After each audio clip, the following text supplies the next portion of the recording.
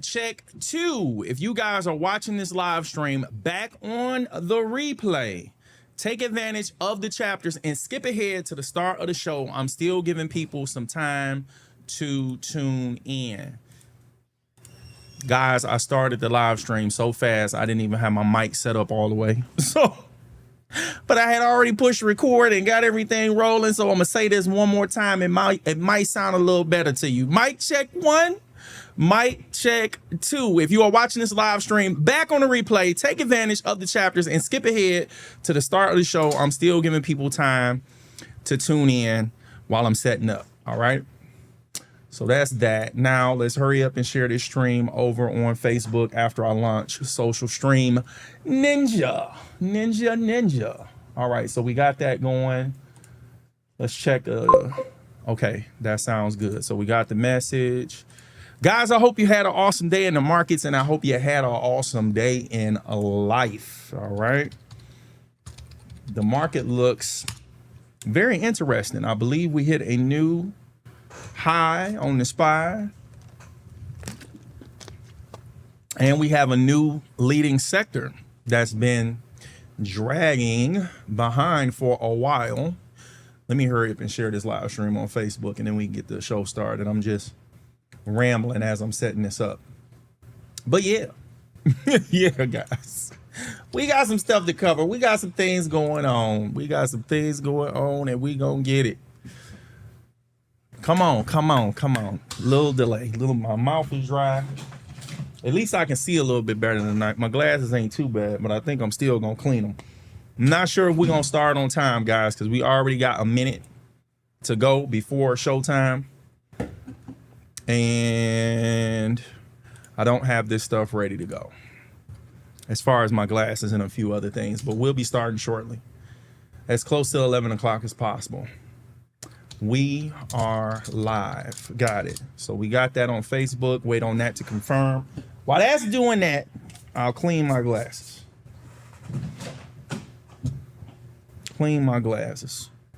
Yeah, guys, football season has started, and I watched my Lions lose again. It's like we don't even try to win during the preseason games. We go against teams that and I don't know if y'all care about this or not, but the show haven't started yet, so I can talk about what I want.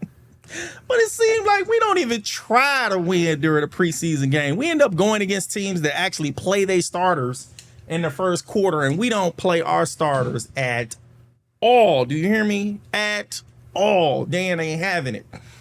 All right, so we shared the stream on Facebook. We can close that out, get the charts pulled up. So we got that. Pro market close, AMAT. Okay, we're good there. We got the script in front of me. Yeah, guys, we actually can start. We just a minute late. We'll be all right. Oh, let's get the cursor going, and then we can start, guys. Thank you, guys, for tuning in. Hit that like button and consider subscribing to the channel. We got some new subscribers, so the community is growing, and I appreciate you guys for joining and subscribing to the channel and joining the community. I appreciate you. All right, so we got the cursor pulled up.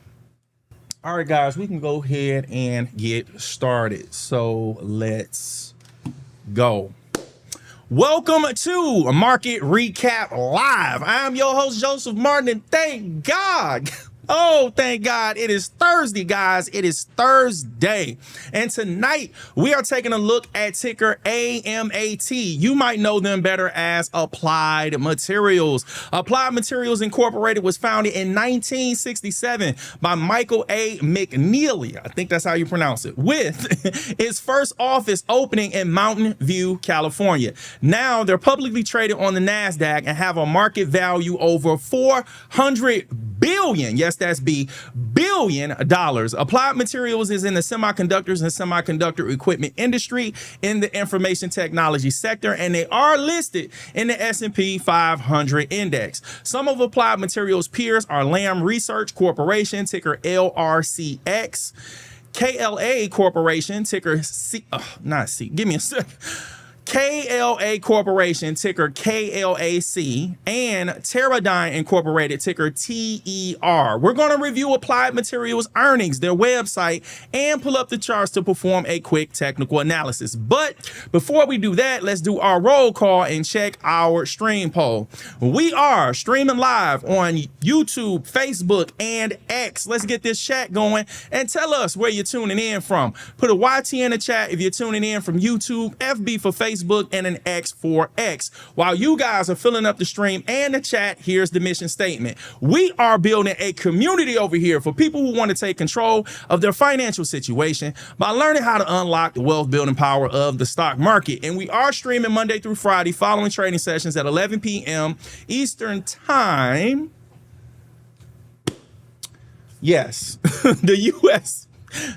stock market regular trading hours are 9:30 a.m. to 4 p.m. Eastern Time, and there's a link for the New York Stock Exchange calendar down in the description. Now, before we get to these earnings, guys, this was got me so flustered.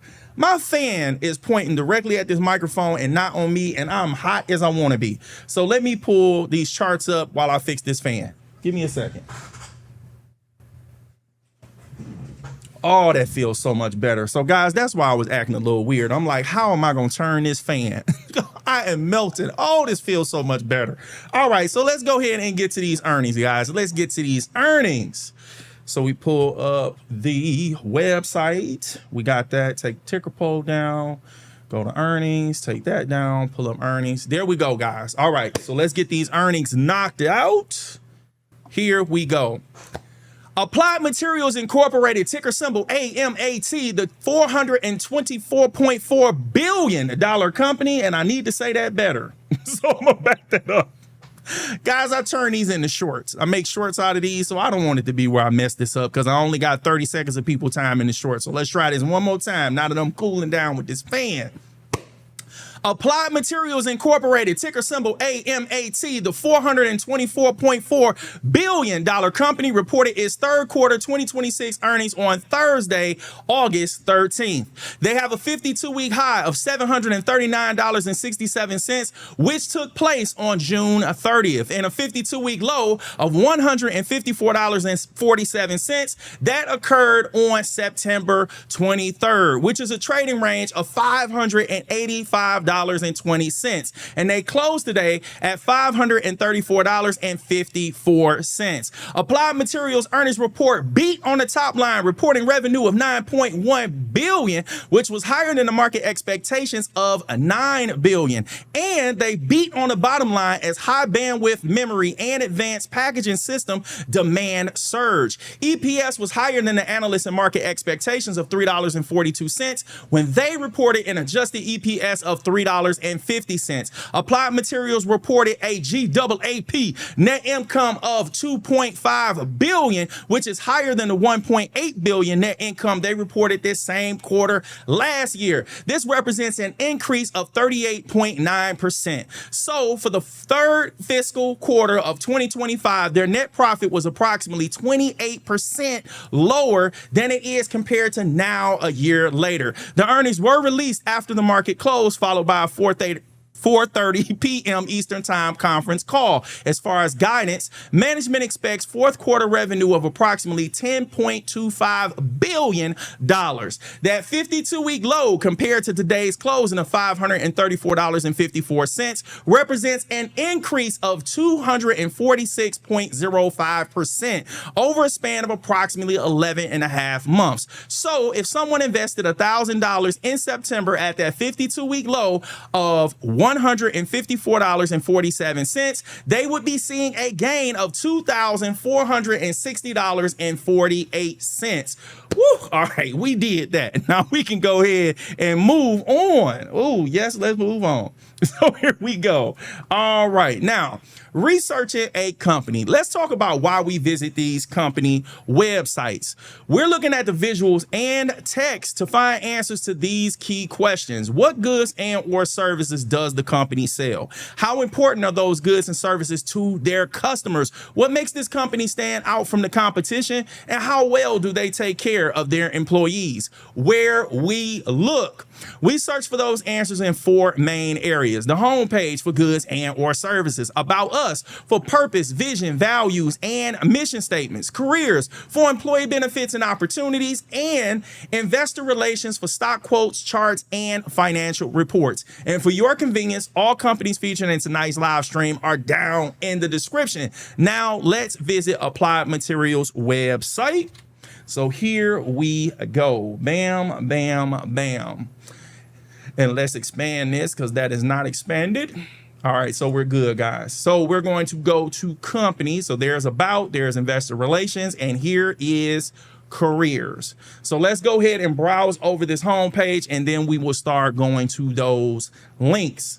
Applied Materials. We deliver material innovation that changes the world. Trending. So this is some information about the company that's popular right now. Company, advancing the world's technology 1 angstrom at a time. Applied expertise in modifying materials at atomic levels and on an industrial scale enables our customers to transform possibilities into reality. How will you deliver material innovation today? Guys, we at the bottom of the homepage. We already done with the page. That was a short scroll. All right, so let's go to company and go to about. Let's see what we can find out. World's leading semiconductor and display equipment company. Okay, so they talk about revenue, research and development, investment, 3.6 billion. Here's some more stats about the company: employees, cities and countries, and the amount of patents they hold, over 23,000. Wow. We help put the silicon in Silicon Valley and play a vital role in the evolution of the electronics industry. This is the story of an adventure. So there's a video there. Remember, links are down in the description, guys, if you want to check this website out yourself. Material innovation starts here. Our systems make semiconductor devices called chips, the brains of the electronics used in almost every aspect of our lives. Get to know us, learn more about our brand, and frequently ask questions. A new path forward to accelerate innovation. Okay, this looks like so this is the president and chief executive officer on AI, discovering the next breakthrough, accelerating incredible solutions, the heart of our organization. So this looks like some, wait a minute, our values. So this is the values of the company. Our values define who we are as a company, inspire us to be better, and drive our success. So most valued partner, winning team, responsibility and integrity, and world-class performance.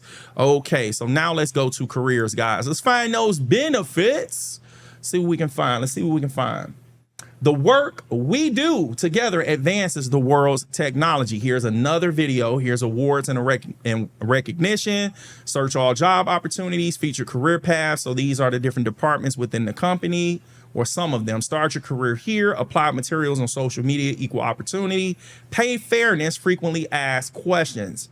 So I didn't see anything that jumped out at me about the benefits. So let's see if it's some links up here. Locations, life at Applied. Guys, it might be under that. Life at Applied. At Applied Materials, our values form the foundation of our culture, driving innovation, and integrity, and mutual respect across everything we do. A great place to work. Okay, guys, here are the benefits. We found it. So compensation and benefits, wellness, development and training, applied giving, employee engagement, applied pride, Asians in motion, disability. It's a lot of different groups, guys. We'll be reading all day. Frequently asked questions. All right, so we got through that. Let's go ahead and go to investor relations so we can get ready to go to the charts, guys. So let's blow this up, zoom in, hit that like button, and consider subscribing to the channel. We definitely and greatly appreciate it. So here we go. Make sure we zoom in to 150. Cool. Here's the link for the stock info. We'll browse over this page quickly and then we'll go there. So highlights, latest filings and reports, earnings, annual report, proxy, and SEC filings. Got it. All right, so let's go to stock info. And here we go. Stock quote, financial fundamentals. I'm looking to see if they have a chart, guys. Yeah, doesn't look like they have a chart. Historical price lookup. I don't think that would be it. I'll click it anyway. Yeah, guys, here it is. Stock quote and chart. That's silly. That is so silly. They did not have an actual link right there. You had to click on something else to. Some of these website guys, I'm telling you, are poorly designed. So here's where the stock chart is supposed to pop up, and it was delayed, but there we go. So here are the other investment tools, investor tools available on their website. So after you click stock info, then you would have to click historical price lookup, and then it'll give you the other tabs right here, guys. So that's how we found that. So let's move on and talk about the clients and partners of Applied Materials. So let's go here. All right. Applied Materials does have clients and partners that are listed in the S&P 500. Some notable names include Intel Corporation, ticker INTC, Micron Technology Incorporated, ticker MU, and Texas Instruments Incorporated, ticker TXN. All right, now let's talk about the mobile limitations. Before we look at the charts, guys, remember, professionals trade from a computer, not a mobile device. Mobile trading apps are limited and don't have all the features that are available on full trading platforms. Now, let's look at Applied Materials on the charts. So let's go. Bam, bam, bam, bam. All right, guys, we're good. We're good. All right, so we have AMAT, ticker AMAT, Applied Materials, pulled up on the charts. We're looking at a 1-year daily chart, and they have a 52-week low of $154.47. They have a 52-week high of $739.67, and they closed today at $534.54. And we know that they had earnings today, and it was announced after market. I'm waiting on it to pop up. There we go. So it tells us right there after market. Before we get into that, let's go ahead and look at the higher time frame, and then we'll come back to this chart. So let's go right here. So now we're looking at a 10-year weekly chart for Applied Materials. Here's 2016. So we know we have the 10 years. Here is the 10-year low of $27 and a 10-year high of $739.67, which is also the current 52-week high. Ooh, God, this chart looked crazy. So it looks like they shot up and it didn't shoot into like here. So it was more so like, what month was that? So starting in September of last year. So if I undo that arrow, it was like September. This was the beginning of the shoot because it did a more of a pullback right here. And it just took off since September of 2025. This thing just shot up something crazy. And down here, that was like around $150. And then shot all the way up to $739. Crazy. So we really don't have any historical price data where the stock is trading at now outside of the 1-year daily chart. So what we're going to do, we're going to get the 9-week simple moving average and the 200-week simple moving average, and then we're going to focus on the 1-year daily chart. So the 9-week simple moving average, guys, is $566.31, and the 200-week simple moving average is $200.10. $210.16. I don't know what's going on with me today. $210.16. All right, now let's go back down to our 1-year daily chart.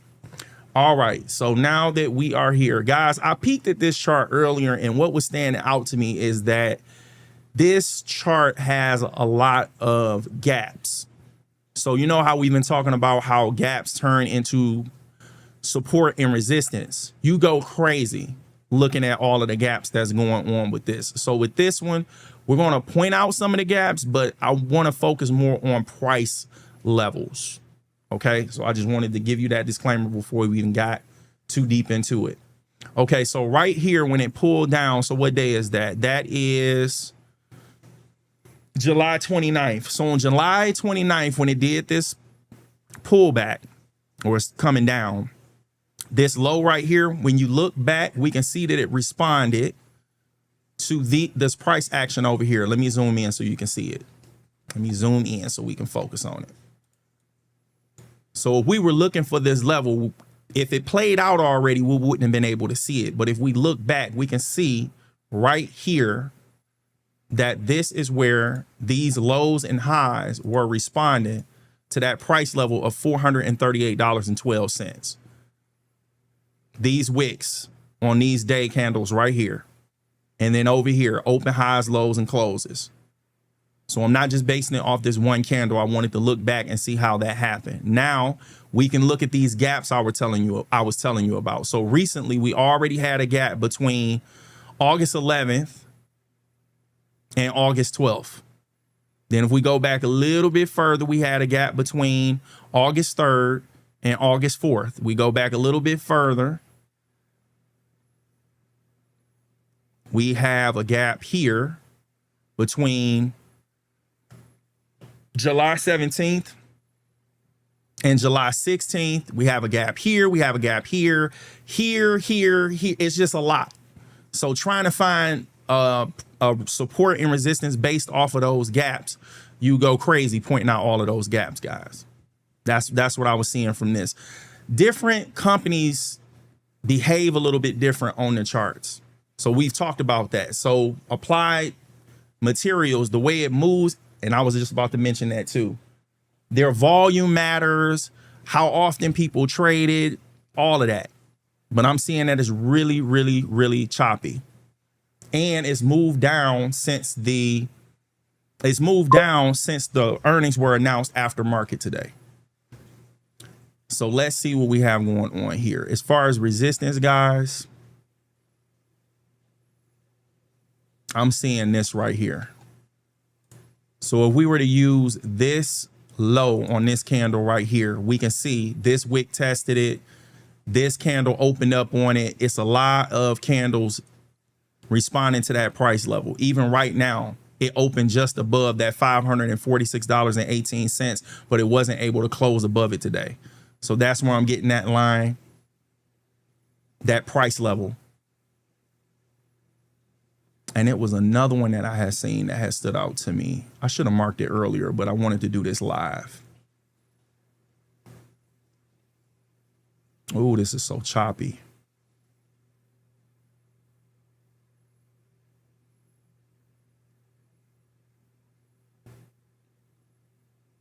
Yeah, guys, this is so choppy. You have so many gaps over here. So let me show you what I mean by these gaps. Let me just do that, because trying to find a clean price level is a little difficult. I'm gonna admit that. So here it is. So you had a gap here. So let's say we use this as support and resistance. Like I was telling you, if you had a bunch of stuff going on, as far as like having a bunch of gaps that's happening back to back or they're frequent, trying to use those as support and resistance, I'm gonna show you what this would look like. So let's take this. I'm moving too fast with these years. 2027. Then we take this to January 2027 first, the 1st of January. So then we had a gap right here, which I had already put on the chart. Now we got two of them. And you can't see it anyway. Now that I done put it there and put this color here, I'm all over the place. But anyway, that gap. So if we looked at that gap now as resistance, because this is where the price closed at today, you had another gap right here, and I'm gonna remove it because we can't even see it because it's the same color between these two candles. So then that would be another resistance level inside of another gap. You got a gap within a gap. So it's more so about just, it's subjective, trying to figure out where you think it would find trouble at. So looking at this whole range as potential resistance would be one way you could go about it, or you could just use this gap. So we edit properties and then we extend this over to January 1st, 2027. You see? But then this candle's wick didn't reach that gap. It responded to this gap, the one we had at the beginning. Hey, how you doing? I didn't even notice. You know what? Whoever been sending this chat is just now giving me a sound. So I'm glad that you kept chatting so this could come up, and you saving me from myself. So let me pull up this chat, because applied materials is giving me the flux. So I'd rather talk to you anyway. So let me pull down this ticker and pull your chat up. So here's the first one. Mommy. Okay, so your question is, will tomorrow be bearish? I have no idea, but I can tell you this. It looks like it will be, because when we look up here at the charts, it's already gapped down. So you, like I was saying, everything is subjective, but it's already failed since earnings. So if we look up here, let me look at this too. Let me pull your next chat up. Oh my gosh, this is a fake live stream. No, it's not a fake live stream. And then you put reported. So I got reported because I'm talking. It's not a fake live stream. I did not get the alert. This is a real live stream. But too late. You done already reported me. But when they look and check to see, they'll know that this is a real live stream, because I'm also saying it during the live stream.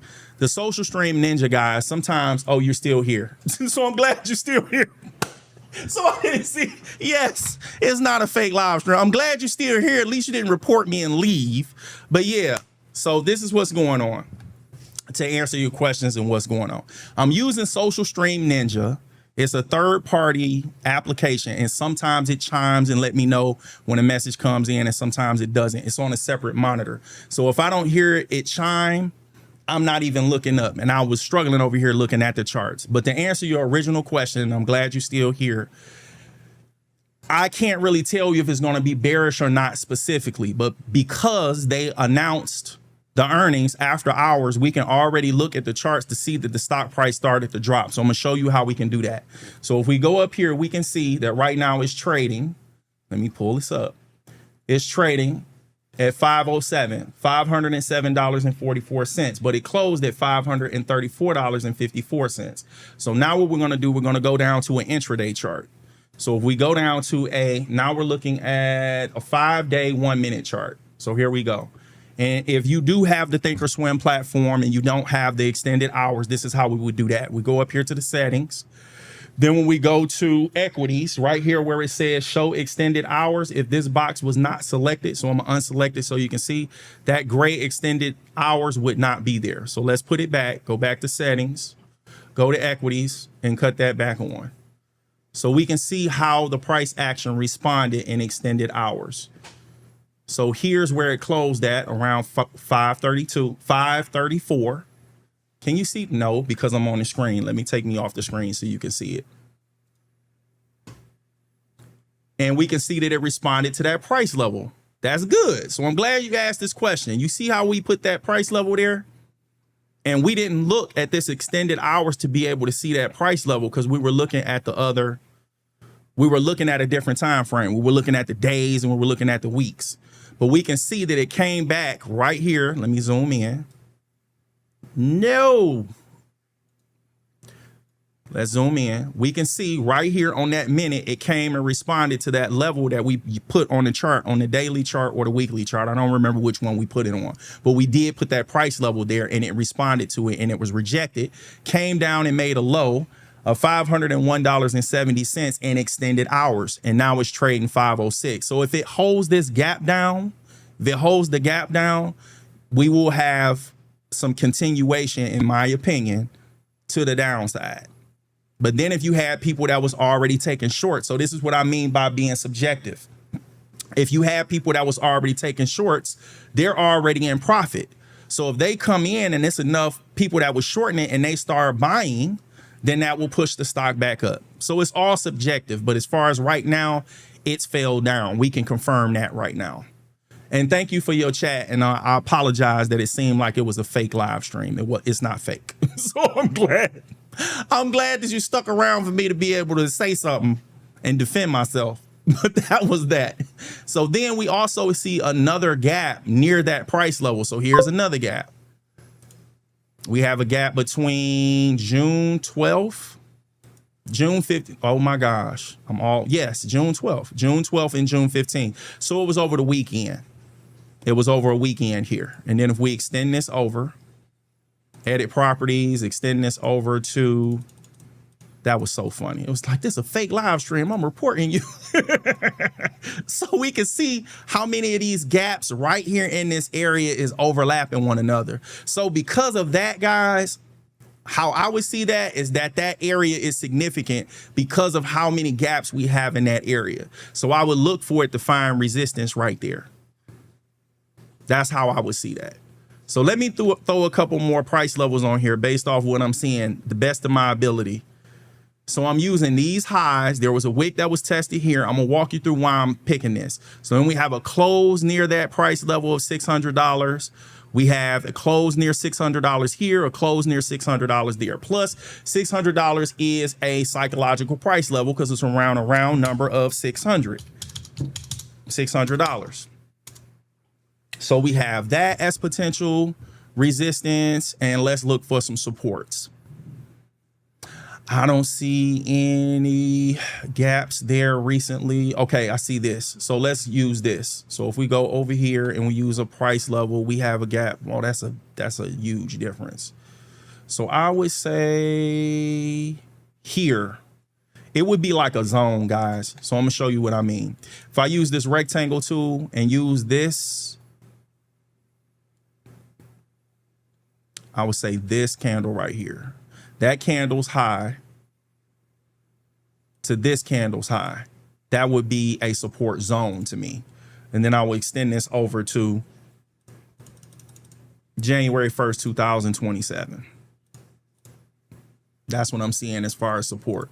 Here are the price levels there within that box. So we have a low on that support zone of $495. And the top of that zone is $510.75. So that's what I'm seeing there. And then we can put the price levels there for you to be able to read it. So that was that one, and that was that one. So you can still see it, and then expand this over.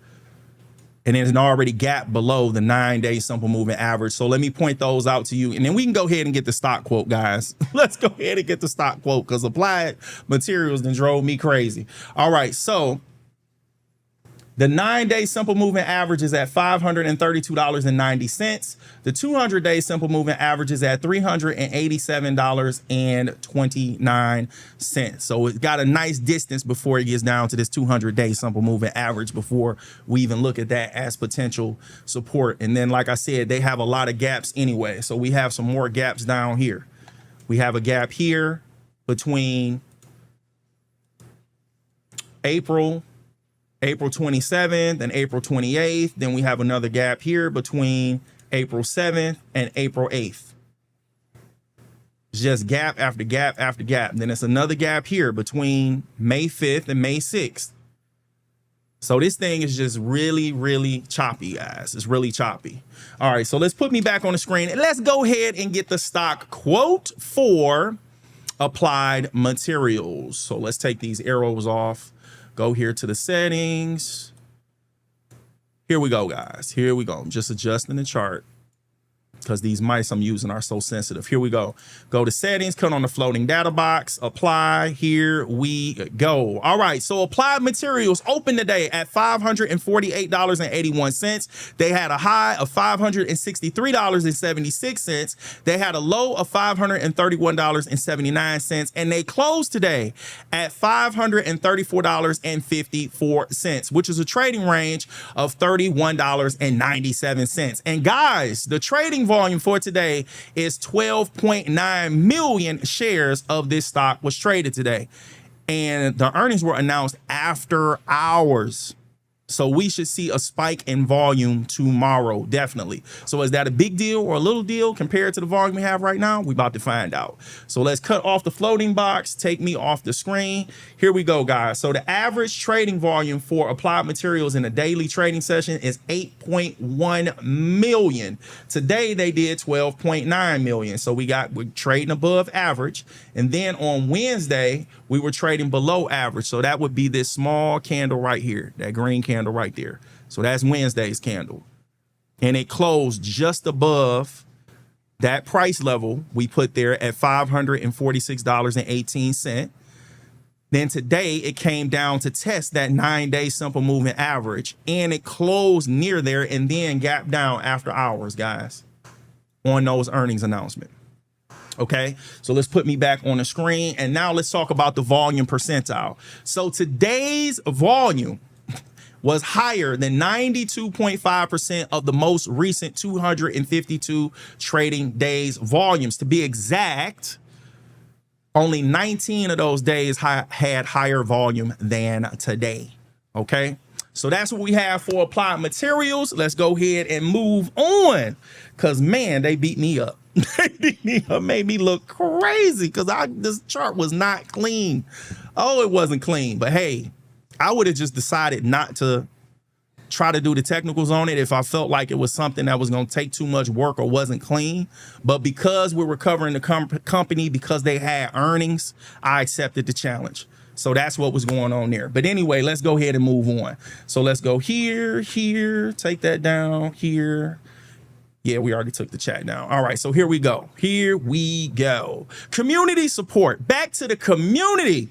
I would appreciate it very much if you guys share the stream, hit the like button, subscribe, and if you wish to send a monetary gift to support the content, Cash App and PayPal links are down in the description, as well as on the ticker on the screen, and it takes $10 to become the first sponsor of tonight's show. And now I'm looking over here and I'm seeing that you still comment. And I hope that you still hear, but you'll hear the chime if it comes through. I didn't hear it. So let me pull these comments up and see what you said.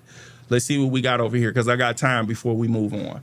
So let's go ahead and take the like down, pull back up the chat. Mommy, thank you for the comment or the chat. Let me pull you up. May I ask you how you came about your trading strategies? Learn from someone else or figure it out the hard way on your own. You don't sound like you are copying someone else. Okay, good. I don't want to sound like I'm copying somebody else. I figured it out the hard way, and I'm still figuring out. Like, the stock market, investing, trading, it's an evolving thing. I like to think of it like an organism. Just when you think you got it figured out, something changed. You got different market cycles, you have different industries, you have different sectors. Sometimes the market bullish, sometimes it's bearish. Then you have it's a lot of nuances. That's another way to put it. It's a lot of nuances in the market. It depends on where the economy is. It depends on what sector you in. It depends on the company that you trade in. It's a lot of different things that goes on. Then you got different markets. So you got options market, then you have the stock market, then you have futures and things like that. And they all behave differently. So I paid for courses and I spent over, I want to say over $10,000. Yeah, over $10,000 on courses. I paid $5,000 for an options course. I paid $6,000 for a day trading course. I paid thousands of dollars for books, but the best lessons I've learned have been from actually trading. As far as strategies, I'm just buying shares right now, taking long positions. And right now I'm trying to salvage a position. The last few positions that I closed, I was profitable on. I was profitable on Lyft. I was trading Lyft. And what was the other company I was trading? I can't think of it right now, but I was sitting on it for a while, sitting on that position for a while. And I got another position that I'm sitting on, but I closed the positions that I was profitable on the long side of just purchasing shares. And then one of the companies that I'm invested in right now, they dropped down on earnings. And I wish I had bought a protective put to hedge that position just in case the stock price went down, but I didn't. And I took a hit on a trade that I had with SMCI because they had came out with news that they were smuggling chips outside the country that they weren't supposed to be selling, and the stock lost like 33% overnight. Now I hope I answered all of your questions, and here's another one. And is there a trading book that you really love? Yes. So I actually have a few close to me. Let me pull up my chart and let me grab this book. I don't want you to see me get up. So let me do this real quick.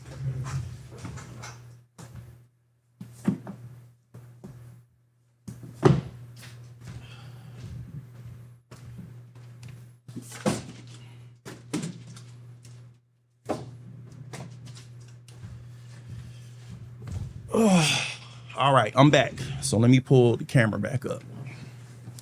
These books by Mark Douglas. These help me with trading psychology.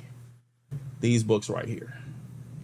And then these books are the best books that I've ever found on technical analysis. So this is Beyond Candlesticks, but this one is the original one. Japanese Candlestick Charting Techniques. I shouldn't be blocking the microphone. And then they have a volume 2 for this one as well. Those are the best books that I've read on technical analysis. And these are the best books that I've read about trading psychology. But the majority of the books that I've purchased and I've read have been terrible. They've been terrible. Actually, this book right here is a very good book that I'm reading right now. I'm listening to it on audiobook and I'm reading it. and Warren Buffett talked about this book. So I'm gonna pull the charts up again, and then I'll grab the book.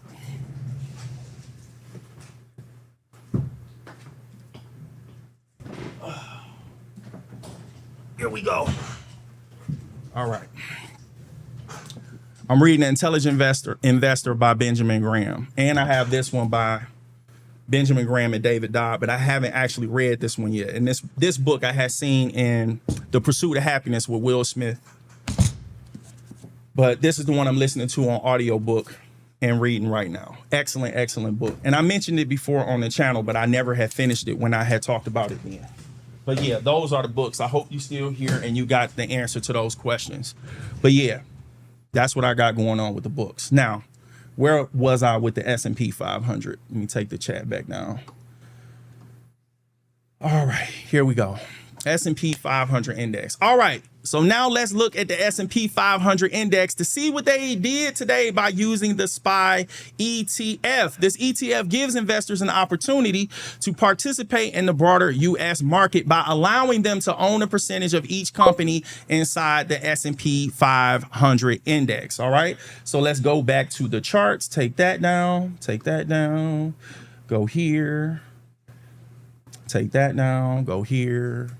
You still here. Awesome. I'm glad that you hear how the chime's still not going off. So let me show you this. It's still not doing it. Let me check. Let me check something, because this is driving me crazy. I'm glad that you're here, but I'm really upset that this thing is not chiming where I can actually hear you when you send these messages, because that's going to be a distraction with me not being able. There it is. Now I can hear it.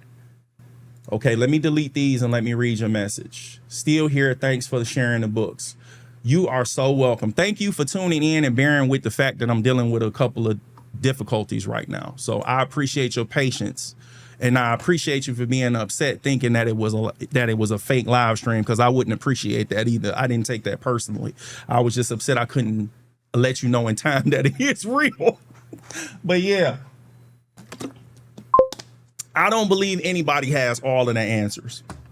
They just don't. We're doing the best we can. Even when you think you got it all figured out, something happens. So it's more so about learning how to prepare for the worst, even when your goal is to make money, right? Our goal is to make money and not lose money. But if we take every opportunity just looking at what it could be if it worked out without factoring in the problems, that's what gets us. Like over doing too much and not looking at, okay, will I survive this if I get this trade wrong or this investment wrong?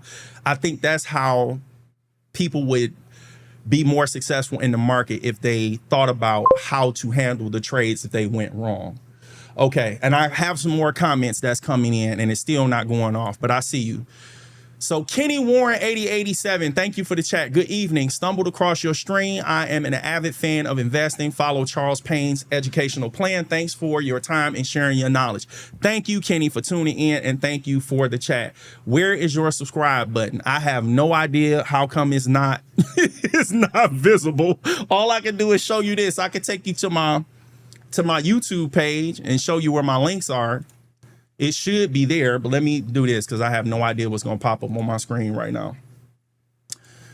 So let me do this. Bam, Studio. So if I go to my YouTube channel, I don't know if you on a mobile device or if you on a TV. I don't, it's different ways for you to be able to watch the program. But if you go to my homepage, it should be there on the, yeah, like I said, it depends on where you're watching from. If you're watching from a TV, it might be somewhere in the settings on the TV. It's going to be in a different location. But I do have this. So regardless of what you're using, Linktree, linktr.ee/original greatness. So that has all my social links. This is what it'll look like. And I need to update that thumbnail, but that's what it is. linktr. And there's let me take the sponsorship thing down. There's a barcode on here, says view on mobile. I don't know if this will help out. Like you can scan the screen if you're looking If you're using a TV, can you see that QR code? Come on, man. Let me open this. There it is. So if I minimize this and scroll down, there's that QR code. So I don't know if you're watching from a TV or not, but if you use your phone, you should be able to scan that QR code. On my phone right now, got it. Okay, and see, it's not, thank you, Kenny. Thank you guys for tuning in. Hit that like button and consider subscribing to the channel. I appreciate you guys so much. I really do. Tonight has not been an easy night for me. So if you can see, I'm all over the place. You can listen, you can watch the other live streams. It's a lot better than tonight. Just the flow is a little bit off, but I'm glad that you guys are here. I got all different types of technical difficulties that's happening right now. And please forgive me, it's normally not like this. I don't know what's going on. Like, it's not even chiming to let me know you guys are even here. But thank you so much for tuning in and communicating, because it's helping the community and it's helping me. I hope that this works itself out and starts working. But this is what out here. See, it's not doing it again. This is what I'm gonna do, guys. I'm gonna close this out. That's a test message, guys. That's not something somebody sent. I'm gonna close this Social Stream Ninja and I'm gonna relaunch it and see if it works. And then I'm gonna get back to the show. Put his chat back up. Got it. Okay. Take the chat down, put up the like, and let me see if it works now. Okay, now I can hear it. Hopefully it'll work. It'll work, guys. But I can hear it now. That's what the chime sounds like. Okay, so we were talking about the S&P 5. I heard it. Good. Stuff happens. Deep breath. You're doing good. You know what?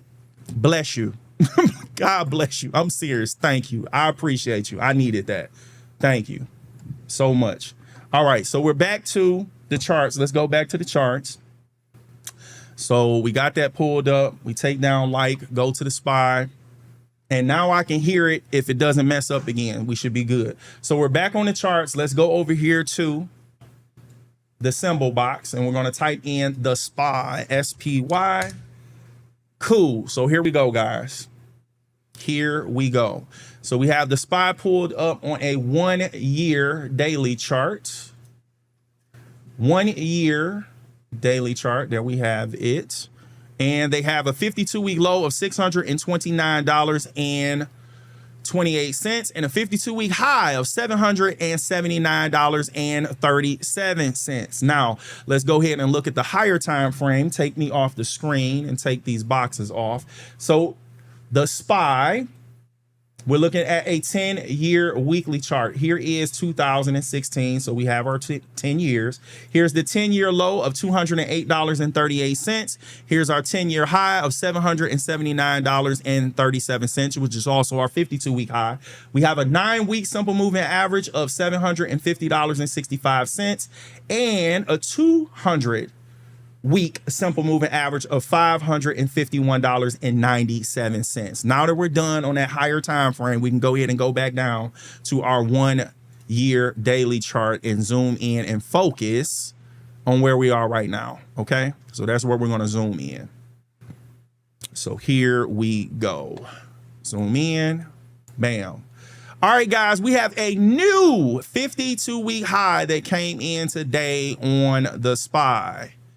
Look at that, guys. So our previous 52-week high was on August 5th, and now we can move this line up.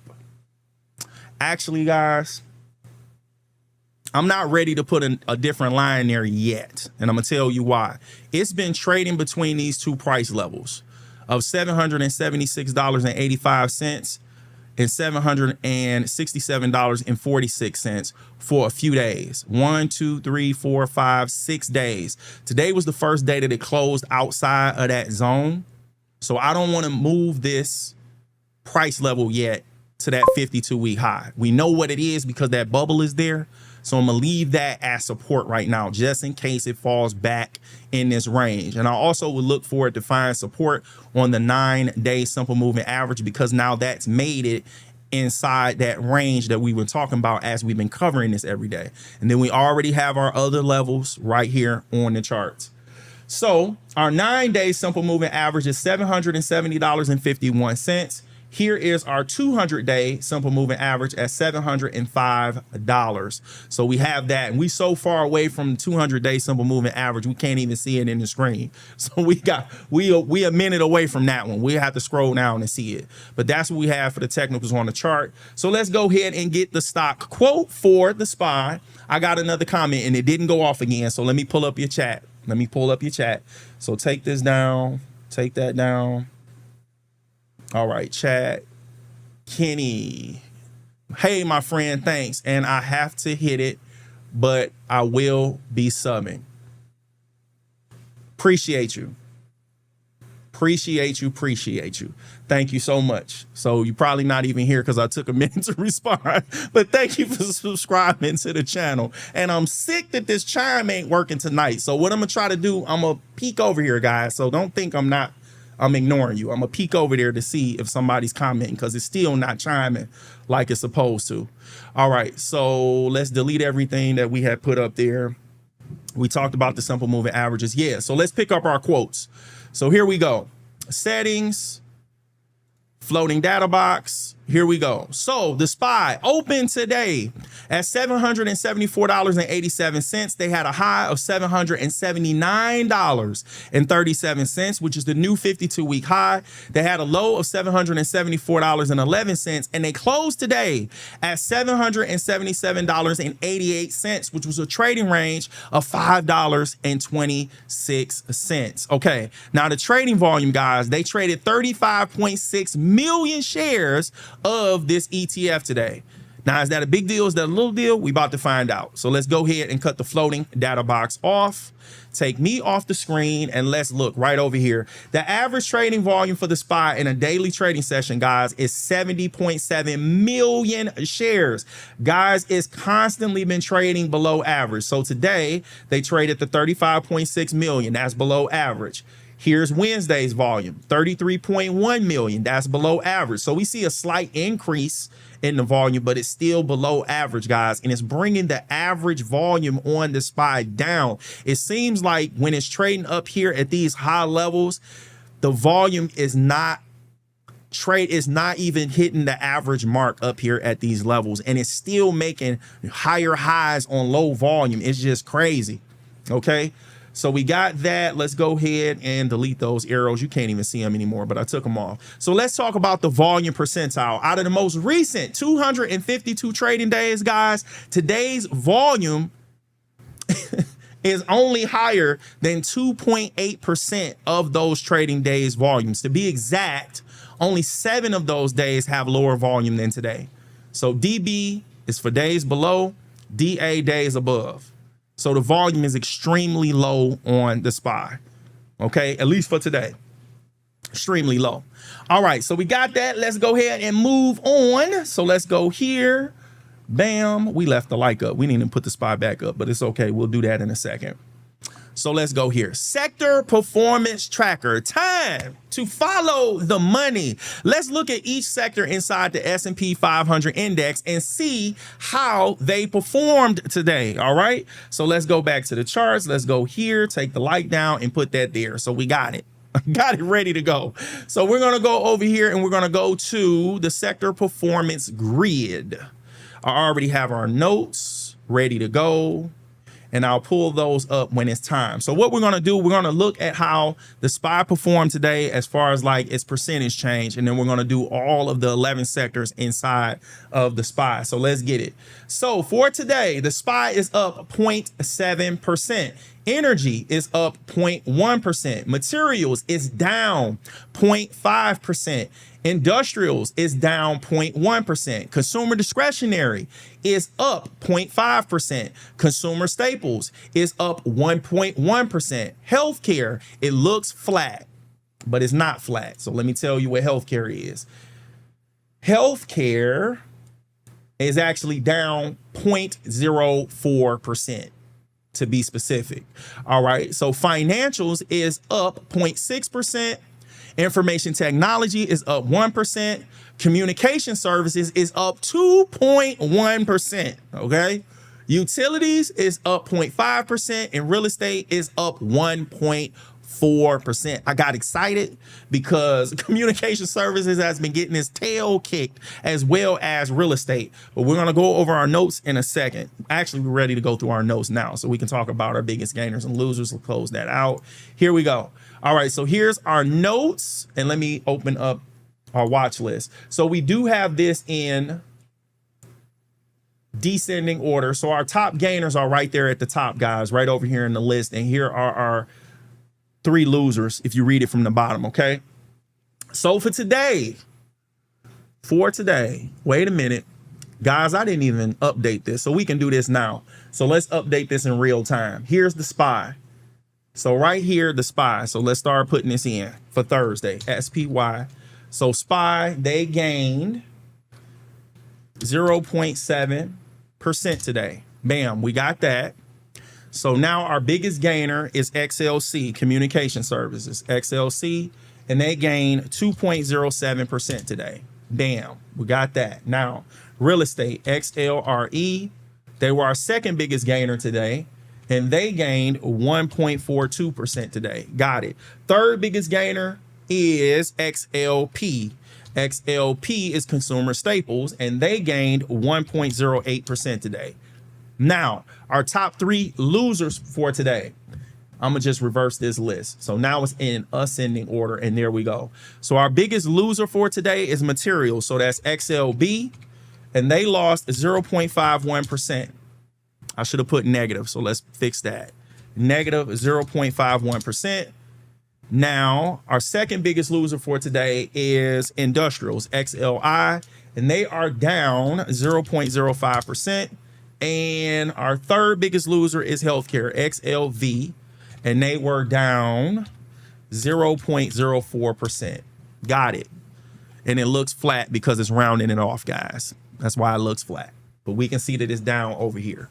So those are our 3 losers, our top 3 losers. Now we're going to go over how those sectors performed for this week. We got one more day left. We don't have Friday yet, but let's see what we got and let's go through it. So right over here, we're going to change this to both. And after we change that to both, we're going to change this so we can start looking through the sector. So starting with the communication services sector, guys, they were our number 2 loser on Tuesday, our number 3 loser on Wednesday, and our number 1 gainer today. Okay. So consumer discretionary, they were our number 3 loser on Tuesday, and they were our number 2 loser on Wednesday.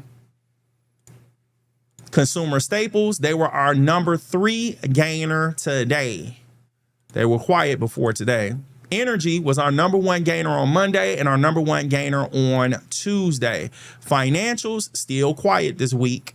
Healthcare, they were our number 2 gainer on Monday and our number 3 loser today. They barely went down. They barely went down as far as the sector. All right, the industrials sector, they were our number 3 gainer on Tuesday and they were our number 2 loser today. Few more, guys. Information technology was our number 3 loser on Monday and our number 1 gainer on Wednesday. Materials was our number 3 gainer on Monday, number 1 loser on Wednesday, and our number 1 loser today. Real estate, they were our number 1 loser on Monday, number 1 loser on Tuesday. Let me say that one more time. Our number 1 loser on Monday, number 1 loser on Tuesday, number 2 gainer on Wednesday, and our number 2 gainer today. So real estate is moving. Utilities, they were our number 2 loser on Monday, number 2 gainer on Tuesday, and our number 3 gainer on Wednesday. All right, guys, so we're almost done with the week. So we have one more day to see how these sectors were performing for the entire week. So make sure you tune in for our weekly recap live on Sunday when we look at how the whole market is performing. But we're just taking our notes throughout the week. All right, so we're done with this. We can go ahead and move on. So let's go here. Bam, bam, bam, bam. Got it. So biggest gainers and losers. Now let's look at the S&P 500. Biggest gainer and loser of the day. But first, we're going to look at the loser so we can end the night on a high note. All right. So what we're going to do, let's go back to the charts. Bam, bam. Got it. Hit that real quick. Now let's change our grid to pro market closed. Got it. Then we're going to go to the market watch tab, and we're going to go to the quotes sub tab. We have the S&P 500 watch list pulled up. We have the biggest loser at the top. Okay, guys, so here it is. Our biggest loser for the day is ticker TPR, Tapestry Incorporated. Guys, they lost 16.49% today. Their previous close was $153.74. And they closed today at $128.39. Ooh wee. All right. So let's pull up our calculator and let's do a hypothetical. So let's say somebody invested $4,500 and they lost that 16.49%. Negate it, turn it to a decimal. Got it. Guys, they would have lost $742.05 of their $4,500 investment. So we add the $4,500 principal back into it. They would have been left with $3,757.95. Got it. Now, let's go ahead and select Tapestry after we link the chart. So go ahead and link it to red, select it. And now we're going to go over to the Analyze tab. Guys, we can see that Tapestry is in the consumer discretionary sector. So we're going to see how that sector performed, the industry performed, and the sub-industry performed that Tapestry Incorporated is inside of, okay? So let's go ahead and go to our Market Watch tab and go to the Visualize sub tab. Now we have the S&P 500 heat map pulled up, and we need to go to consumer discretionary. So let's highlight these. Consumer discretionary is right here, guys. Bam. We're looking for ticker TPR. Now, if they have a small market cap, guys, it's going to be hard to find them.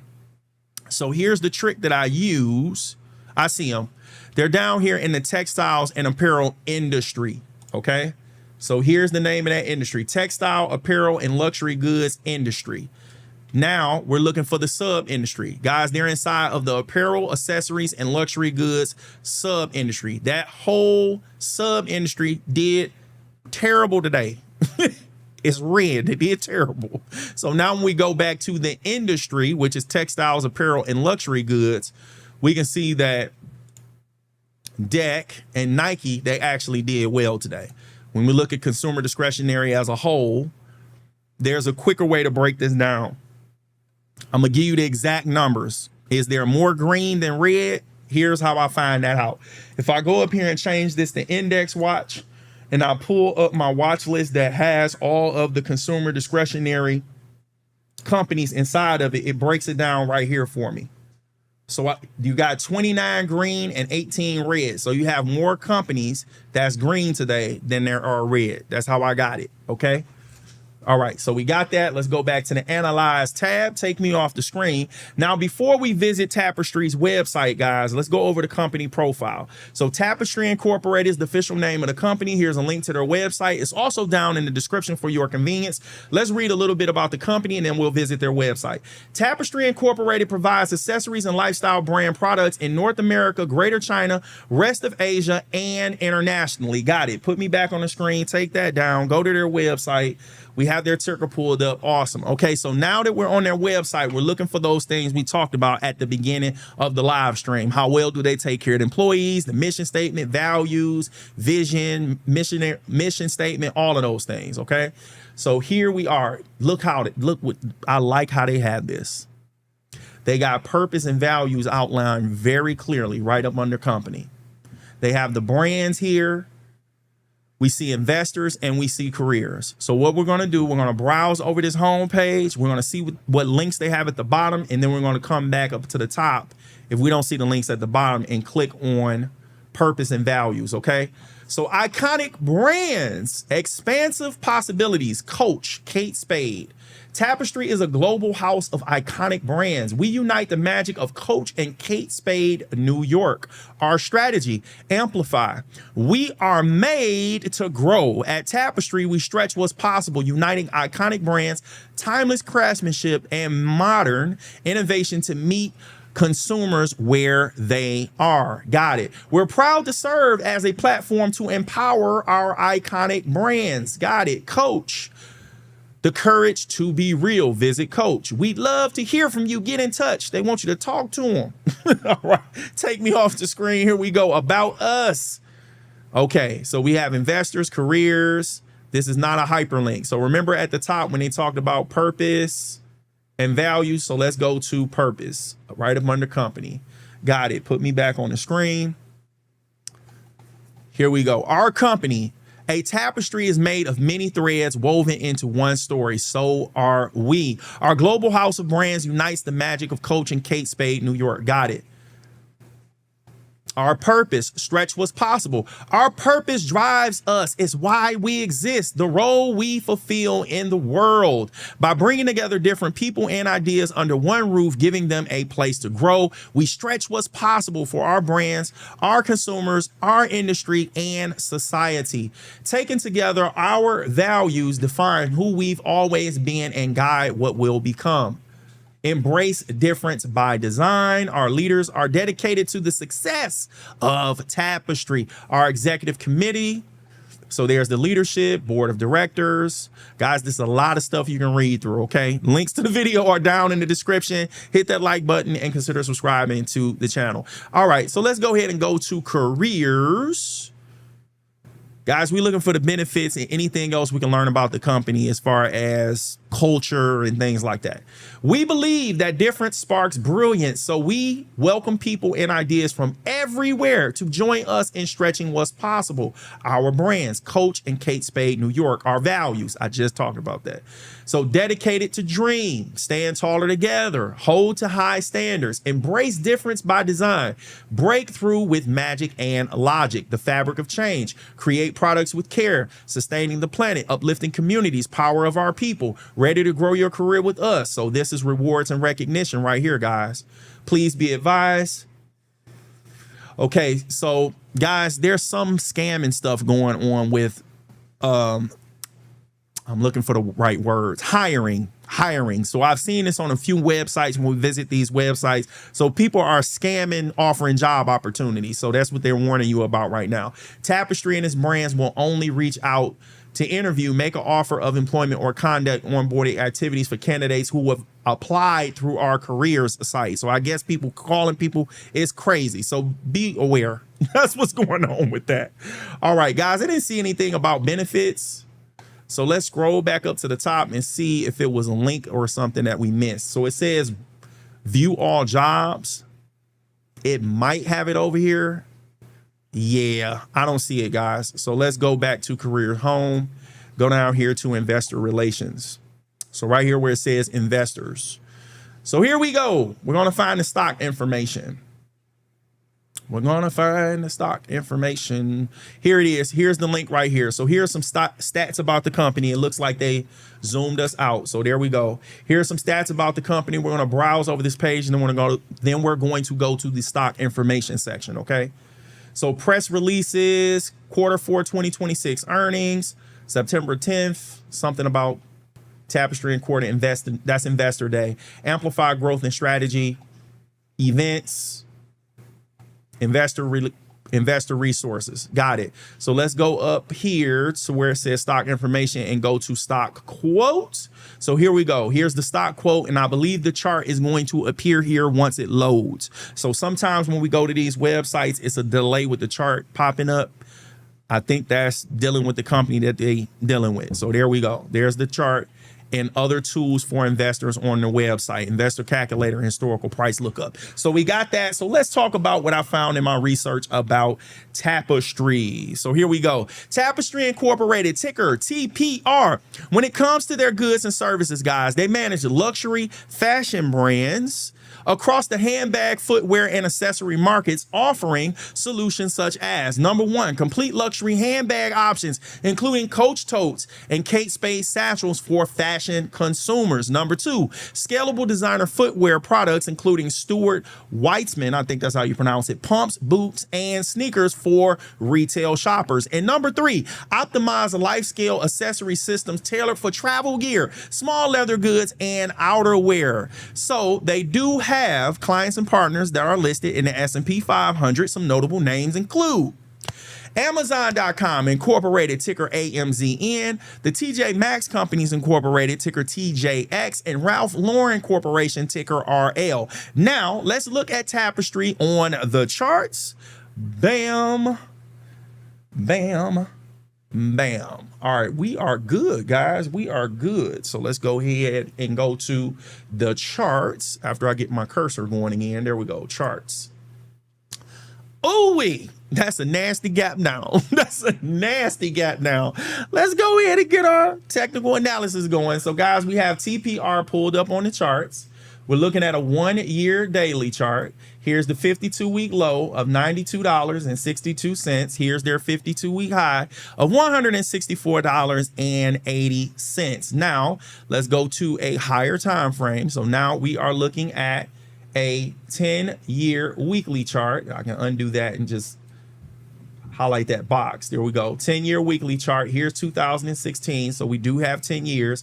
Here's their 10-year low of $10.18 and their 10-year high of $164.80. Okay. So we can put me back on the screen and we can see we don't have any historical price levels that we can use, at least in the recent 10 years compared to where the price is trading at right now. But I do see something that catches my attention right there. So let's take these off, those highlighting those boxes, and let's go ahead and zoom in. We're going to start our technicals on the higher time frame. So let's zoom in. What I'm seeing, guys, right here, these 3 wicks on these 3 weeks, you see that's where this week has caught support at right now. So we're going to use the price level tool, and we can see we still got one more day left in this week to form that weekly candle, but it looks like it found support right there on that $128.34. And we've seen that price level be respected a few times. So that was 3 weeks that it held as support.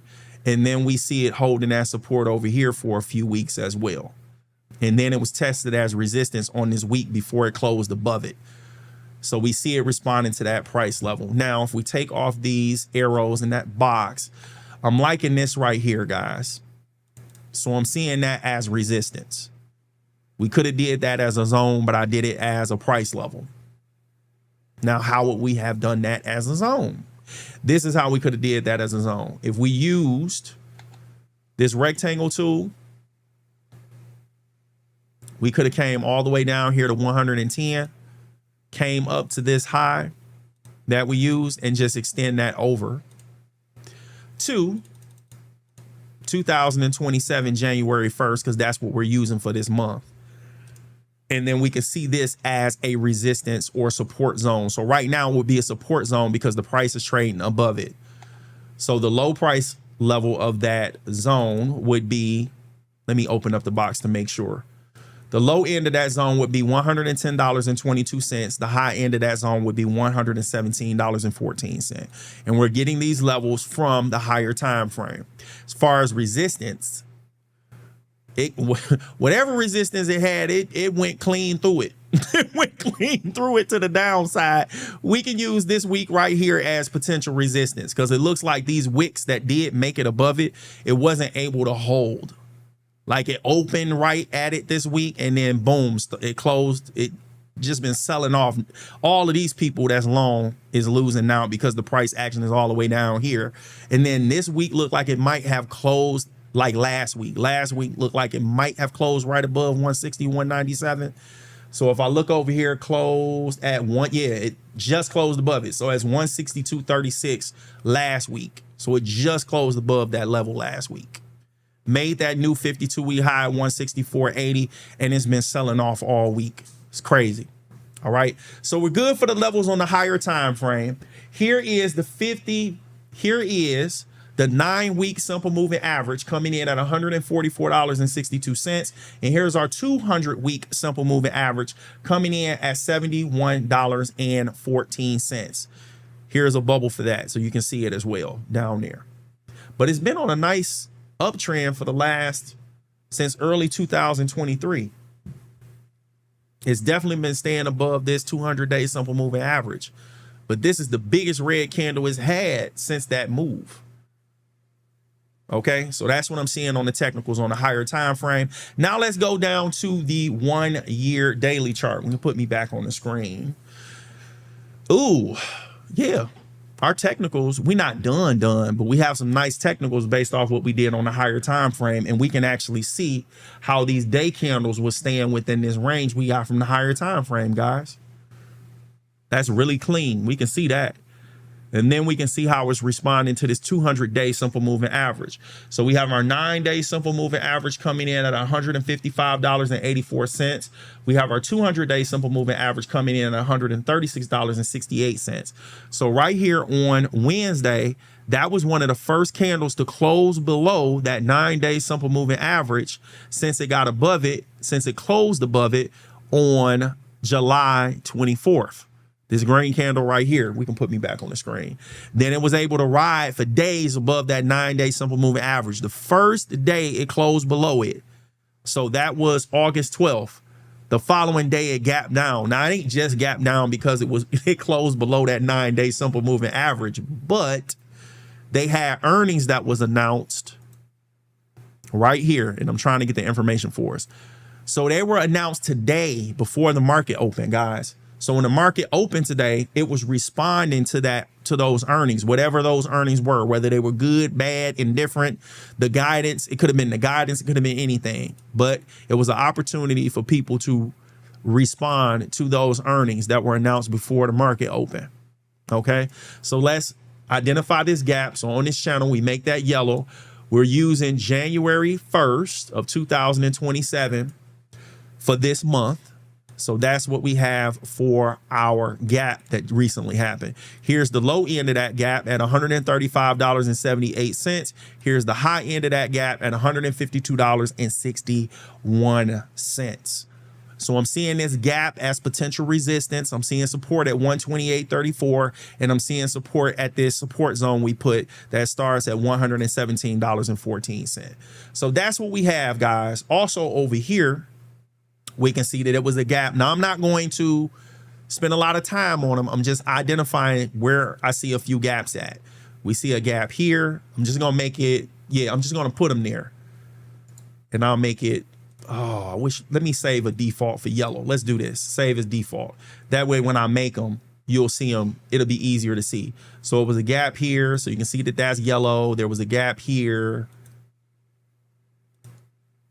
There's a gap here. Yeah, you could go all day. There's a few gaps that you can identify on this chart. But then seeing if it's going to respond to it, these two gaps are within this huge gap over here. This one looks like it's above it. This one looks like, that one's below it. But I'm looking at this range right here, guys, between 135.78 and 128.34. Okay, and it closed hard right there on that 128.34. So let's zoom in. We got enough going on here for us to go ahead and get our stock quote for Tapestry, and then we can get ready to cover our biggest gainer for today.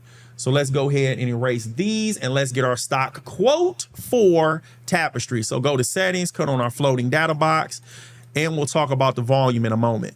So here is today's candle. So Tapestry opened today at $132.70. They had a high of $135.78.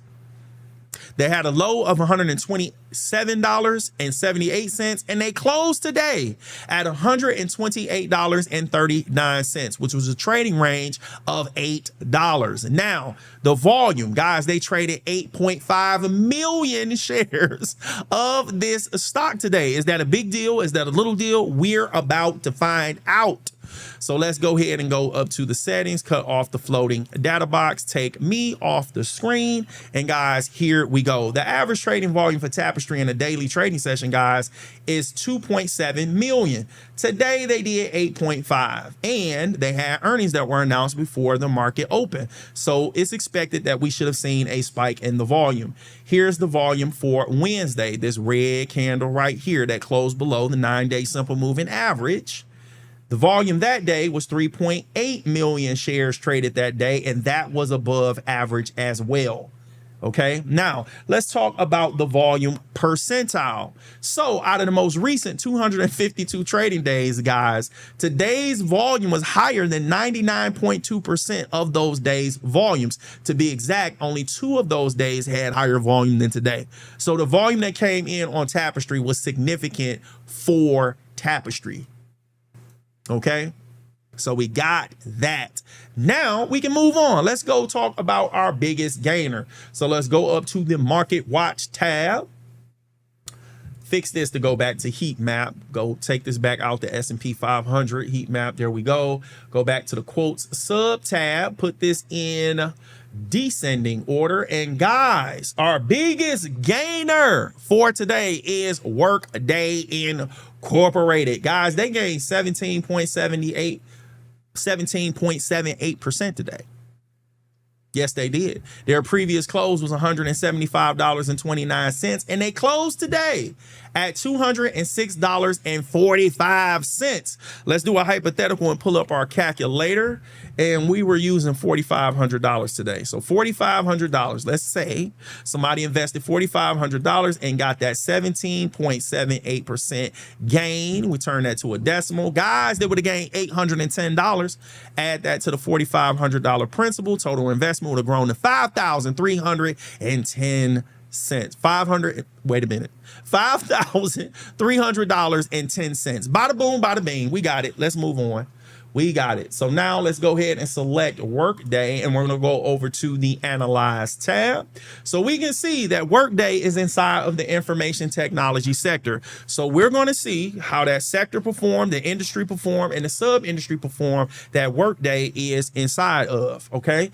So let's go to the Market Watch tab. Then we go to the Visualize sub tab. Here is information technology. So we go in there and we're looking for WDAY. Guys, it's right here. It is right there. Clear as day. Workday. So that is inside of the software industry. Bam. Looking for Workday again. Look, most of this is green. It looks like the whole software industry did well today. This looks like the only red to me. Synopsys Incorporated. But here's Workday down here in the corner, guys. And that is in the application software sub industry. Okay. So software was banging today. So let me expand this over. So here we go. Here is the sub industry. Here's the industry. And here's the sector. So we're going to go ahead and start backing out. I'm going to start backing out. So let's go back to the industry, software industry. We can peek at that again. And then we're going to look at the information technology sector. So we see some reds in there, but the majority was green today. So let's use that tool again to see how many was advancing and how many was declining, guys. So we go up here, change this to index watch, and I need to change this to the information technology watch list that I created. So information technology, here we go. Guys, we have 53 companies advancing and 21 companies declining. And here are the tickers for all of those companies, okay? So if you need to pause it and look at it, you can do it that way, but we're moving on. So let's go back to the Analyze tab and let's talk about the company profile before we visit the website. So Workday Incorporated is the official name of the company. Here's a link to their website. It's also down in the description for your convenience. Let's read a little bit about the company and then go to the website. Workday Incorporated provides enterprise cloud applications in the United States and internationally. Got it. Wonderful. Put me back on the screen. Let's go to their website. Take that disclaimer down. We're good. Okay. So what we're going to do, guys, we are going to find out about the company. They don't have a drop down here. Oh, here we go. Okay. So about Workday, we're going to go there. We can see our values, our story, there's careers, and there's investor relations. So everything we need is right here at the top, guys, but we're going to browse over the homepage and then we'll start clicking. All right. So put AI agents to work for you. With Workday's AI, you can activate teams of specialized agents to perform key processes across HR, finance, and IT, empowering your people like never before. A unified AI platform built to serve your entire organization. HR, finance, IT, legal, and operations. AI agents that understand work. Are you ready for AI agents that can actually act instead of just assist? Got it. Turning AI into return on investment, ROI. Discover how Workday customers are driving real results with AI. BetterUp, Medtronic, Cognizant. This looks like it's some of their clients and partners. NetApp, Chipotle, and I recognize some of these companies as S&P 500 companies like Chipotle, NetApp, and Cognizant. The other ones could be in there, but I don't recognize them. Okay, so here we go. Here's the links we need, guys. About Workday, we might go to our story, but I know we're going to About Workday to see what we can find. Careers and investor relations. So let's get started. About Workday. Bam. Here we go. All right, leadership. Meet our leadership team. Okay. That's it. I ain't found out nothing but what the man, listen, what is y'all principles and values and vision and mission statement? Here are our people. That's what they gave us. Go to our story. Man, that's the saddest about page I've ever seen. All right. Leading our customers forever forward. 65% plus, over 65% of the Fortune 500 use Workday. And like I had said, some of those, well, Fortune 500, they have to be a publicly listed company to be in the S&P 500, of course. So customers in over 175 countries, over 11,500 customers, and over 20,000 employees. Our vision, here we go. Our vision. Workday leverages the power of AI to elevate humans and supercharge work, moving business forever forward. Our journey, 20 incredible years, countless amazing moments. Got it. Now, this looks like history about the company milestones, AI milestones, product milestones, acquisitions. Okay, our company, how we lead the way in the future of work, core values. So we can look at values. We already looked at leadership. So let's go to values, learn more. And then we'll go to careers and see what we can find out about the benefits. So our values, living our core values every day. At Workday, our values drive our culture to elevate our customers, empower our employees, and supercharge work is how we get better in everything we do and move business forever forward. Awesome. Okay. So employees, customer service, innovation, integrity, fun, and profitability. Those are their values. See how we put our values into action. No, we're not going to do that. Now we're going to careers. Here we go, guys. We're looking for the benefits and anything else of substance we can find out about the company. So Workday careers, brighter work days. Close this chat box out. Brighter work days start here. Why Workday? High performance fun that delivers. Got it. Find your place to shine. So these are the different departments inside of Workday. Not going to read all of them. Remember, links to the website are down in the description for your convenience. I didn't see anything about benefits, guys. So if we go up here, it might be under life at Workday. That's some new thing that these companies are saying, or something that I'm at least new to, where they say life at this company. And then that gives you the other stuff we're looking for, like benefits and culture and things like that. You're not just at work, you're at Workday. Pride in the work, support from every side, and people who bring out your best. That's Workday. Core values, driven by our values every day. And I believe we had read the values already, so we're not going to do that. People, sun-drenched optimism. We love fun, no joke, integrity matters. Why Workday? A culture you can actually feel. Remember, I was telling you they put this culture under life at the company. A living, breathing culture where skills obsessed 24/7. Unlocking potential is our thing. Benefits. Thank gosh. So we found it. Here we go. So we got learn more. Here is a brief summary, and then they have a learn more. So let me see what else they have on this page, and then we'll click to learn more, okay? Real workmates, real perspectives, start something brilliant. Okay, got it. So here it is, learn more. Let's see if they give us any more details. Of course, they take us to a whole nother website. Okay, reject optional cookies, yes. Now it's gonna be based off a location. So let's put United States, blow up the website, zoom in. And I know it's taking a minute, guys, but we'll get there. We'll get there. Benefits, U.S. benefits and important dates. What do that have to do with anything? This is a mess. Okay, let's go to investor relations. We found out more information where we were looking at, like right here. They gave us more information here than where we went. All right, so let's go ahead and go to investor relations. Here it is, guys, right here. Bam. Take us to a different website, blow it up, zoom in. We're going to get the stock information, then we're going to go over to the charts. So investor relations, investing in Workday, latest financial results, seeing what's happening, introducing Santa from Workday, a partner of change, investor tools, so events, SEC filings, et cetera, et cetera. Discover the core values that guides us. Right up here where it says stock info, guys, we're going to stock quote and stock chart. I'm all out of the screen. So here's the stock quote. Here's the stock chart. Wonderful. It looks like they have historical price for another tool for investors on their website as well. So we're done with the website. Let's go ahead and go here. And yeah. So biggest gainer research, Workday Incorporated, ticker WDAY. When it comes to their goods and services, guys, they manage cloud enterprise software across the technology, healthcare, and financial services markets, offering solutions such as: number one, complete human capital options, including workforce planning and payroll management for global enterprise teams. Number two, scalable financial management products, including general ledger, revenue management, and spend tracking for corporate accounting. And number three, optimized enterprise planning systems tailored for predictive modeling, operational budgeting, and resource allocation. Looking at their S&P 500 clients and partners, notable names include Chevron Corporation, ticker CVX, Netflix Incorporated, ticker NFLX, and Target Corporation, ticker TGT. Now, let's look at Workday on the charts. So here we go. Bam, bam, bam. Cool.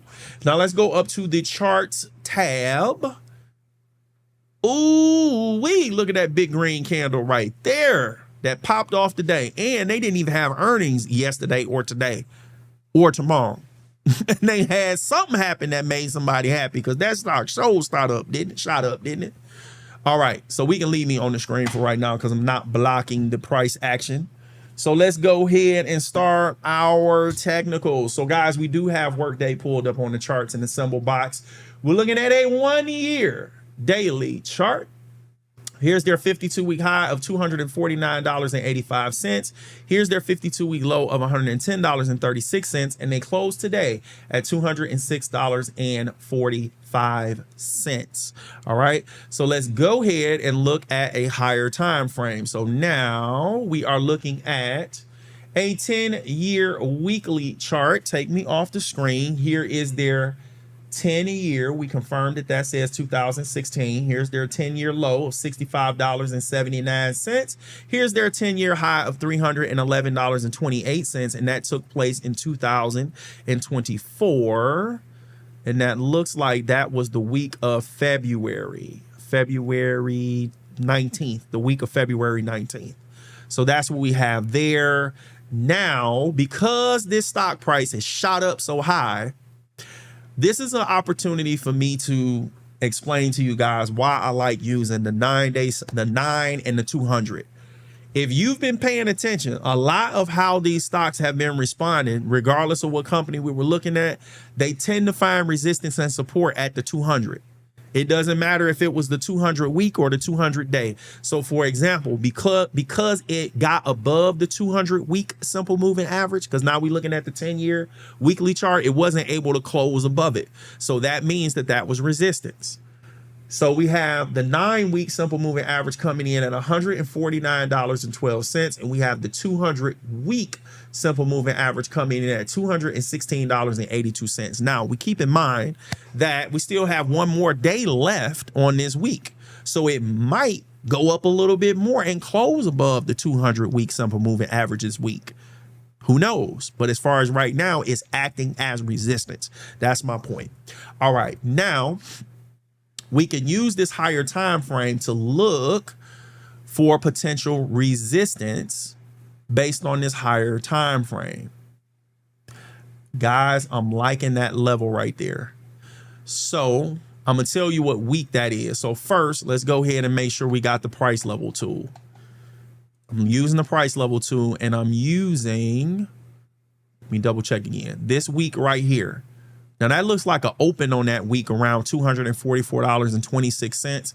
I'm liking how it's catching wicks and opens and closes. Like these wicks and that close on that week, instead of just hitting a few candles, I want to hit as many as I can. So I'm seeing resistance at $244.26 on the higher time frame. Okay. And then it stopped right around here. So I'm looking at where the wick peaked at today, using this crosshair to look back to the left to see how many highs, open, lows, and closes it's responding to. So if we look at this low right here, We can see a lot of wicks responding to that price level, including this right here.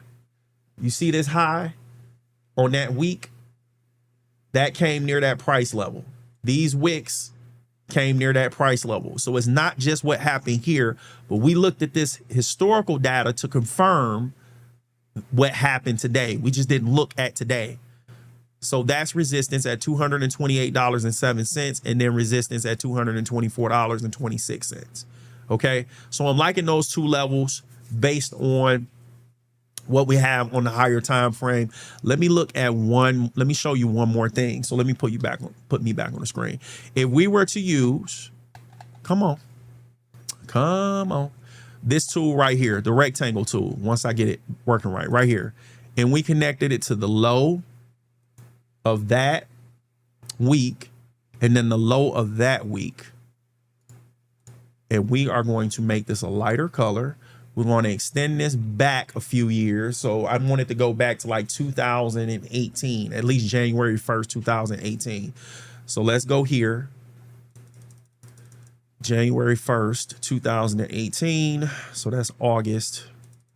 January 1st, 2018. Got it. And then we're going to make it extend all the way over to 2027, January 1st. So this is going to be a resistance zone. You see that? It closed just above that zone. Look at where it's crossing. Like, look at how the candles are crossing that zone we put there. Let me extend it. You have a wick that failed to get into that zone over here. You have wicks that weren't able to close inside of it. You see wicks here using that as support. So it's a lot of weeks. Even this one opened down at the bottom of that zone is really clean, using it as a zone versus a support and resistance level. And those price levels, if we go in here, they're at 199.81. Guys, that's near a psychological price level, the round number of 200. And then we have 205.33.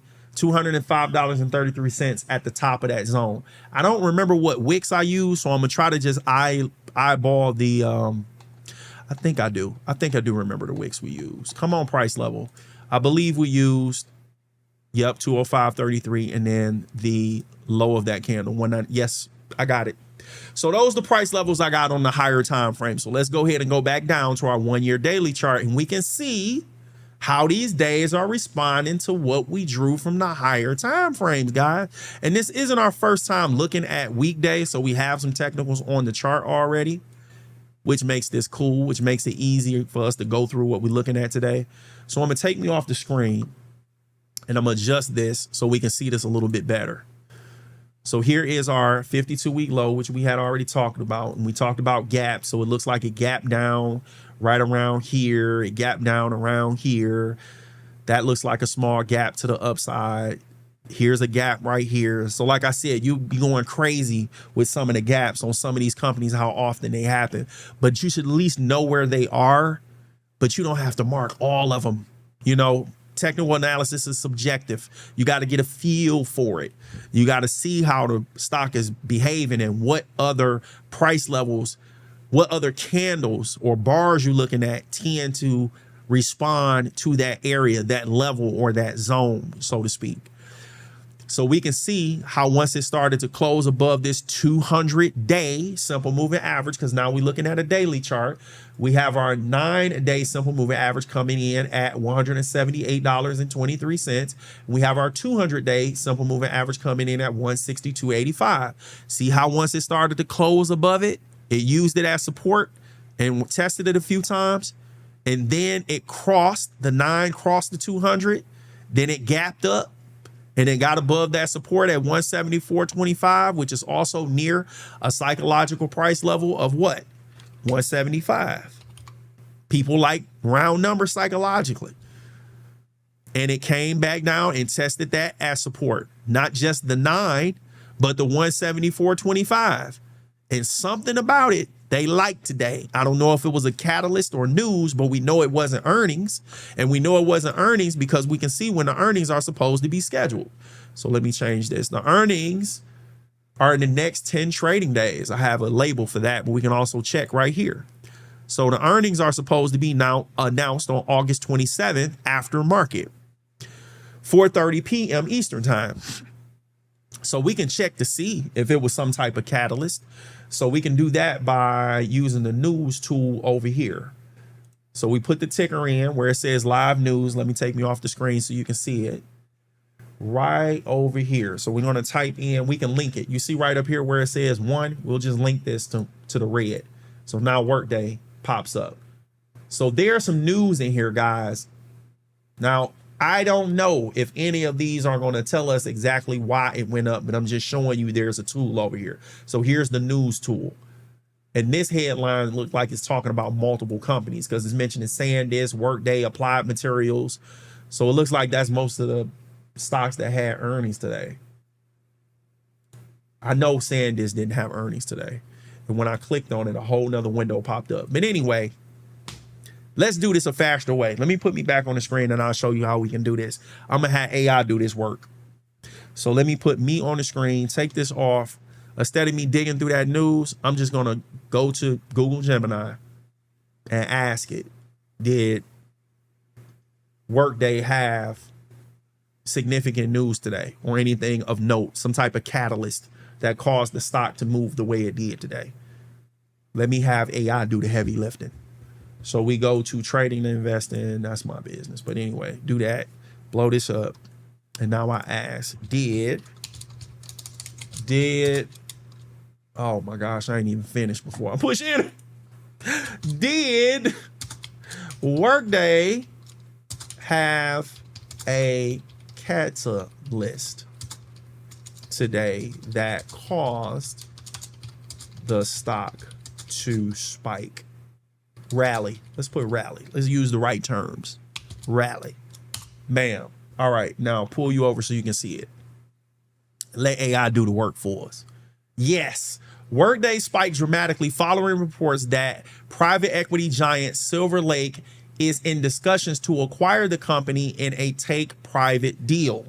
Take me off the screen so you can see it. The buyout rumor. Reuters reported that Silver Lake and Workday have held ongoing takeover talks, with Workday holding a market cap around $50 billion. A deal of this size would rank among the largest tech take private acquisitions in history. Price action. Shares surged as much as 30% intraday before closing, up 18%, marking the stock's largest single-day gain on record. Sector impact. The acquisition news sparked a broader rally across beaten-down software as a service SaaS stocks, lifting the iShares expanded tech software sector ETF and triggering double-digit gains in peers like DocuSign, HubSpot. Got it. So we found out it was a catalyst. It was some type of news that came out, and this is a way to filter out the noise. So instead of digging through the news, we went right to AI and say, hey, what happened? What was this? And we got it. Okay, so let's go back to the charts and finish up what we were doing. Bam. So we talked about the catalyst. We did the technical analysis. We talked about that. Okay, we didn't get the stock quote for Workday. And then we'll talk about the volume. So we go up here to settings, cut on the floating data box, and let's get the stock quote for Workday. So Workday opened today at $177.44. They had a high of $227.49. They had a low of $174.60, and they closed today at $206.45, which is a trading range of $52.90. Guys, the trading volume, they traded 16.3 million shares of this stock today. Is that a big deal? Is that a little deal? We are about to find out. So go ahead and cut the floating data box off. Take me off the screen. And here we go, guys. The average trading volume for Workday in a daily trading session is 4.3 million shares. Today, they did 16. That's 4 times what they normally do. And I'm rounding it off on the average. They did 4.5. That was only 200,000 more than what they normally do. I'm rounding that off as well yesterday. So that was this tiny candle right here. Looks like a spinning top. That red candle right there. So that's Wednesday. And then today, crazy business. Shot all the way up to $228.07. Now the actual total distance, the total percentage change of this move, we can use this tool right here. Let me finish the volume and then I'll show you the total percentage change of the move, okay? So we talked about the volume. Okay, we didn't talk about the volume percentile. So the volume percentile, guys, today's volume was higher compared to the most recent 252 trading days. Today's volume was higher than 99.6% of those trading days volumes. To be exact, only one of those days had higher volume than today. DA days above, DB days below. That's what we got, okay? So we talked about that. Now I want to talk to you about this total percentage change from yesterday's close to the high that it reached today. What was the percentage move? So what we're going to do, we're going to zoom in. Bam. So these are the two candles that we focused on, yesterday and today. So I'm going to use the trend line tool. I'm going to connect yesterday's close to today's high. And of course, I need to move this down. I can't even see the high. And there we go. All right. So that's what I'm doing. Pull the trend line tool up, connect yesterday's close to today's high. Guys, that percentage change move was almost 30%. And that's what AI was talking about. I said it went up 30% intraday. That's what it was measuring. But so it wasn't exactly 30%, but it was 29.78%. And that's the percentage change right here. Now here is the net dollar change. So it went up $52.20. That's the actual net price change versus net percentage change. Okay. So guess what? We done. Guys, we had a great show. It started off a little shaky. I don't know what was going on in my mind. My nerves was bad when the show started this morning. And then I done did over 400 videos. And I don't know what it was about today, but just today, I don't know, man. I just was a little off today, a little nervous or I wouldn't even say nervous. My nerves was just off today. I don't know what it was. Just like I had mistakes on my mind. Like, I'm gonna mess up. I'm gonna mess up. And I just couldn't get that noise out of my head today. And it caused me to read stuff wrong, rush, have dead air during the live stream tonight. But I made it through. I got a few comments from people. They worked with me and they realized that I had some things going on. And I appreciate the new subscribers. The channel is growing. I like the fact that it's an authentic community.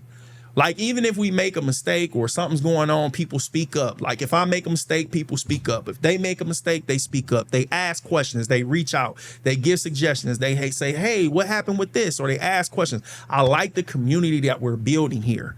And we're growing. The consistency is showing up, guys. It's nights that I really don't feel like, and I don't tell you this, but I think this is with everybody in life. It's not just me.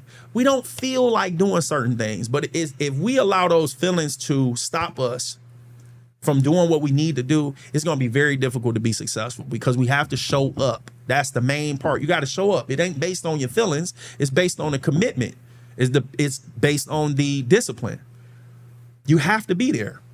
So I appreciate you guys. Every like, every chat, every comment, every subscribe, every share, every question. It matters, guys. It matters. And I appreciate you. Okay. So let's go ahead and wrap up the show. Change this. Change. There we go. All right. There we go. You already know. I hope that you learned something and I hope that you earned something. Thank you guys for joining me tonight. This Sunday, August 16th at 9 p.m. Eastern time, we're reviewing this week's biggest gainers and losers, market sentiment, market volatility, the S&P 500 sector performance, and creating a watch list for upcoming earnings. And make sure you keep tuning in weekdays following a market trading session at 11 p.m. Eastern time. Take care and God bless.